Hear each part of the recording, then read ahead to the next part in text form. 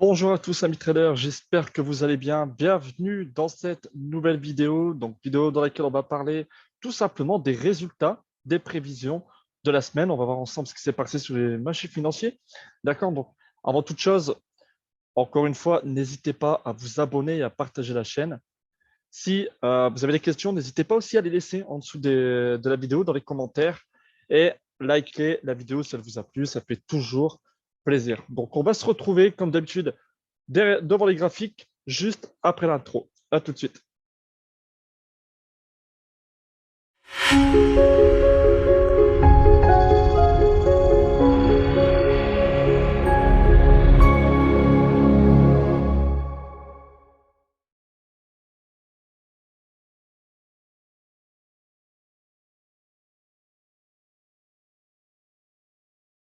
Voilà, donc on se retrouve sur la plateforme TradingView et on va commencer avec la première paire de devises, donc l'euro NZD, où nous avions tout simplement deux scénarios possibles. Donc j'avais plutôt privilégié le scénario acheteur, d'accord, mais j'avais quand même publié un scénario vendeur au cas où tout simplement cette zone de support aurait été cassée, que le dernier plus bas ici, donc du coup, aurait été cassé et on attendrait tout simplement un retest sur cette ligne de tendance pour pouvoir prendre la position vendeuse. Or, le dernier plus bas n'a jamais été cassé. Ce qui s'est passé, c'est tout simplement qu'on a eu effectivement, et comme prévu, via cette englobante, donc je vais quand même un peu zoomer pour que ça soit plus clair. Hop, voilà. Donc, via cette englobante, on a cassé tout simplement cette ligne de tendance ici, baissière. Donc, on attendait tout simplement un retest. Donc là, le marché a grimpé, est venu retester sur la zone ici H1, qui était résistance, qui est devenue maintenant support ici. Et donc, le marché a tout simplement rangé sur cette zone de support. Donc après, on a réintégré, donc du coup, on a recassé cette zone de support qui faisait maintenant office de résistance et on a tout simplement frôlé le SL qu'on avait placé juste sur le dernier plus bas qui était ici. D'accord. Avant qu'il y ait une nouvelle fois une impulsion haussière, un retest, et là, le prix est tout simplement parti à la hausse. Donc là, on reste toujours sur notre zone. On a toujours eu cette période d'accumulation, de range, d'accord, mais il y avait environ 80 pips à prendre ici sur l'impulsion haussière pour l'euro NZD. D'accord, donc il y avait du profit, il y avait du gain à prendre, mais voilà, donc pas ouf, pas ouf. On n'a pas eu encore la forte impulsion haussière qu'on attendait, mais le scénario est toujours valide. D'accord, il est toujours valide. Pour moi, le plan reste toujours haussier. Donc voilà pour l'euro NSD. Ensuite, on avait le GBP CAD. Donc GBP CAD, du coup, on avait un scénario acheteur et un scénario vendeur. Donc j'avais privilégié le scénario vendeur que si et uniquement si on cassait tout simplement la ligne de tendance ici, donc du coup haussière, et avec un retest sur la zone de résistance. Donc c'est ce qui s'est passé, hein. Donc du coup, on a eu la cassure. Alors attendez, parce que pour zoomer, c'est quand même un peu difficile avec la souris. Voilà. Voilà.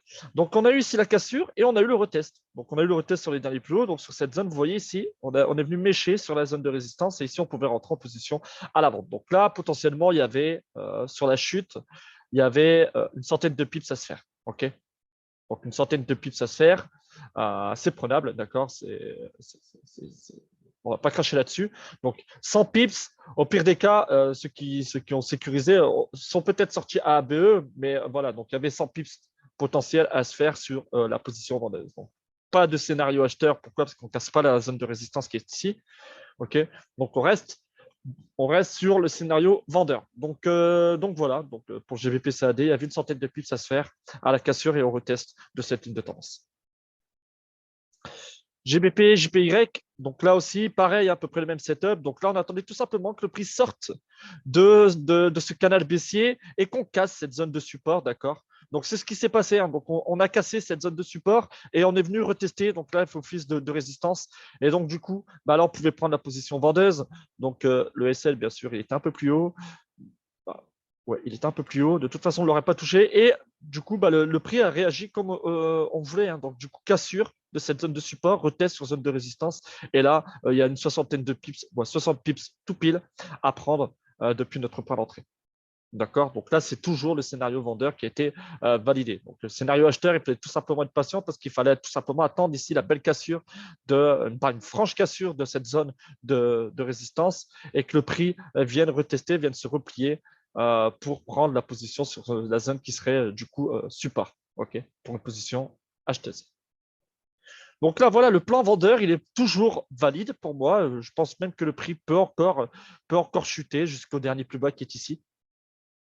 Mais voilà, donc pour cette semaine, sur cette paire, il y avait une soixantaine de pips à se faire. Donc il fallait être patient, mais voilà, donc le scénario vendeur a été validé. Ensuite, nous avions le GBP NZD, donc GBP NZD aussi, hein. Donc là aussi, ça peut à peu près comme l'euro NZD, d'accord. Donc là, il fallait être patient. On a eu la cassure ici de la zone de résistance. On a eu le retest qui fait office de support. Et comme vous voyez, hein, regardez, c'est pas des gros mouvements, mais potentiellement, il y avait quand même du profit à prendre. Donc là, il y avait à peu près 125 pips d'impulsion haussière non négligeable, hein, d'accord. Euh, à prendre pour le GBP-NSD. C'est toujours ça de prime et on n'a toujours pas ces fortes impulsions haussières pour aller rechercher notre zone de résistance qui est ici. Le plan, pour moi, haussier est toujours valide. Toujours valide. Donc, pour le plan baissier, bon, bah, là aussi, il faut toujours être patient. Il faut que le prix arrive sur cette zone ici de support, casse cette zone de support et vienne retester en tant que résistance, ok, pour qu'on puisse avoir des scénarios, enfin, un scénario vendeur. Or, ce n'est pas le cas.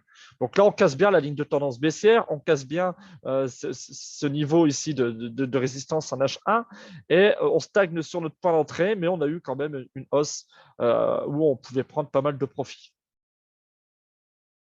Donc voilà pour GBP NZD. Donc NZD CAD. Donc là, c'était le scénario vendeur. Donc on était sur une très grosse zone de résistance avec un niveau de Fibonacci des 61,8 ici. Donc on attendait la sortie du prix de ce biseau ascendant. C'est ce qui s'est passé. On a eu cette espèce de double top aussi. D'accord. Donc là, on pouvait prendre la position à la vente, à la cassure de cette ligne de tendance. Donc là, potentiellement, il y avait une cinquantaine de pips à prendre à la vente. OK, à la vente. Pour moi, le scénario vendeur est toujours d'actualité. D'accord? On est sorti de ce biseau descendant, on a cassé les derniers plus bas. Donc là, c'est peut-être un repli pour tout simplement aller rechercher de nouveaux plus bas. OK? Voilà. Après, pour le scénario acheteur, bon là, il faut attendre qu'il casse tous ces niveaux, donc cette zone des 61,8, qu'il casse cette zone de résistance, qu'on a un beau repli sur cette zone qui fera office de support. Et là, on attendra des confirmations supplémentaires sur des délais plus courts pour prendre une position acheteuse. OK? Donc là, ça, c'était pour le NZD4. Pas ouf non plus, d'accord? Pas de grosse volatilité cette semaine sur le NZD. Donc voilà, mais il y avait quand même du profit à prendre sur le scénario vendeur. USDJPY, bon là, c'était quand même space. On avait une belle zone d'accumulation entre cette zone de résistance et cette zone de support.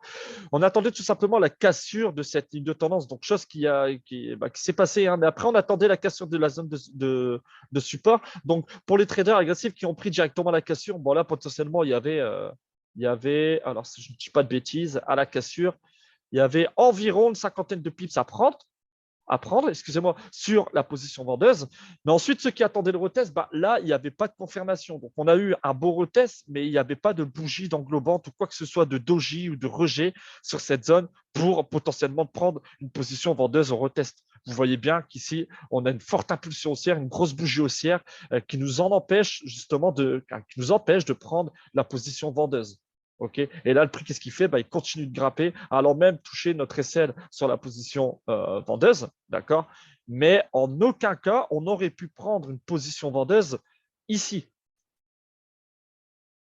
Alors, il est où le marqueur? Ah oui, j'ai mis ma barre de favoris en haut. Voilà. Donc ici, en aucun cas, on prend une position vendeuse. OK? Le price action, il n'est pas là. Il n'est pas là, il est plutôt haussier via cette grosse bougie haussière. Donc là, on peut pas se permettre de prendre une position vendeuse. Il aurait fallu attendre des rejets, un beau doji, une belle englobante baissière pour là espérer prendre du profit à la vente. Donc, les traders agressifs qui ont pris directement la cassure, vous avez pris une cinquantaine de pips de profit. Donc, voilà. Voilà. Au pire des cas, vous êtes sorti à BE. Donc, voilà. J'efface tout ça. Donc, ça, c'était pour l'USD JPY. C'était pas ouf encore non plus. Mais bon, voilà, il y avait quand même un peu de profit à prendre à la vente. Ensuite, pour terminer, on a vu le gold. Et là, le gold, c'est tout simplement exceptionnel ce qui s'est passé. Donc, nos scénarios vendeurs ont tout simplement été archi validés. Donc, on avait la position de la semaine dernière. Donc, du coup, qui était de nouveau jouable. Et c'est pour ça que je vous avais dit que c'était de nouveau jouable si le prix revient sur la zone de résistance et qu'on est dérogé. Chose qui s'est passée. Vous voyez, on a dérogé, on a des bougies rouges. On commence à avoir un beau rejet ici. On peut prendre une position vendeuse. Donc, sur la première position, 482 pips de chute. D'accord? C'est quand même énorme. Environ 482 pips à la clôture. Mais si on regarde, on a eu potentiellement 580 pips de chute sur la première position. OK? Et sur la deuxième position, donc là, tout simplement la cassure de cette zone de support, là, on a eu tout simplement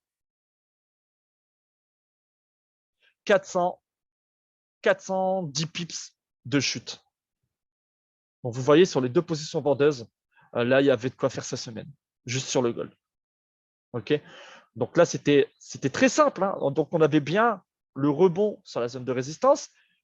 On a eu la réaction haussière sur la zone de support. Pardon. On a eu la réaction haussière sur la zone de résistance. On voit le prix qui stagne. On a quand même des indications à la vente via ces bougies rouges et ce rejet ici surtout. D'accord? Donc là, on pouvait prendre position à la vente et ensuite reprendre une autre position tout en sécurisant la première à la vente à la cassure de la zone de support. Donc ici. D'accord?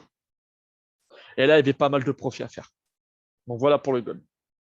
Donc voilà, encore une fois, hein, pas mal de profits cette semaine sur les analyses. Donc toujours attendre les confirmations nécessaires, surtout. Et puis respecter surtout le plan. D'accord? Être très patient, ne pas se focaliser uniquement sur les cassures, mais attendre. Vous pouvez, mais réduisez votre taille de lot, d'accord? Mais je préfère qu'on attend les retests, d'accord, sur les zones. Et puis voilà, pour donner tout simplement plus de probabilité de réussite sur vos positions. Donc demain, nouvelle vidéo, restez branchés. Pour les analyses de la semaine prochaine, n'hésitez pas encore une fois, si vous avez des questions, à les mettre dans les commentaires. Si vous avez aimé la vidéo, lâchez un petit like, ça fait toujours plaisir. D'accord. N'hésitez pas aussi à voir dans la description de la vidéo, rejoignez le groupe Telegram où j'envoie environ 2 analyses par semaine concernant les signaux. Concernant le groupe Telegram, il y a aussi mon Insta, donc allez check mon Insta aussi. Et puis, quant à moi, il ne me reste plus qu'à vous dire une très bonne fin de journée et à très bientôt les amis traders, restez branchés. À très vite. Ciao.